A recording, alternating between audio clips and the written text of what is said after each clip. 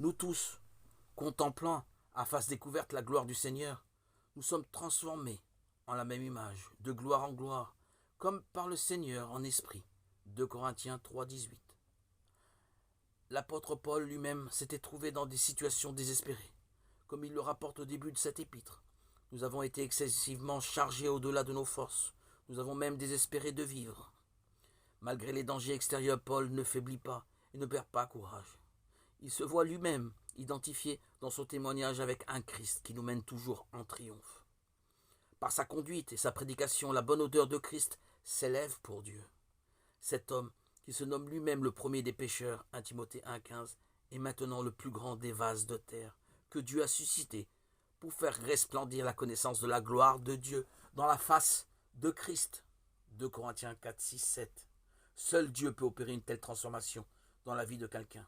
Or, ce que Dieu a produit en Paul, il le fait aussi en chacun de nous, qui croyons. Dieu, par son esprit, imprime Christ dans nos cœurs. La loi ne pouvait pas le faire. Elle était écrite sur des tables de pierre et exprimait ce que Dieu exigeait justement de la part de l'homme.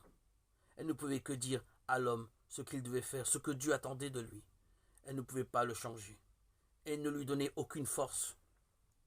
Romains 8, 3, 4. Un chrétien est quelqu'un qui a reçu une nouvelle vie en Christ, une nouvelle nature qui trouve son bonheur dans ce qui est de Dieu. Le Saint-Esprit qui habite maintenant dans le croyant occupe son cœur de Christ, qui est désormais dans la présence de Dieu. Et en contemplant la gloire du Seigneur, objet béni de la foi, un changement s'opère chez lui.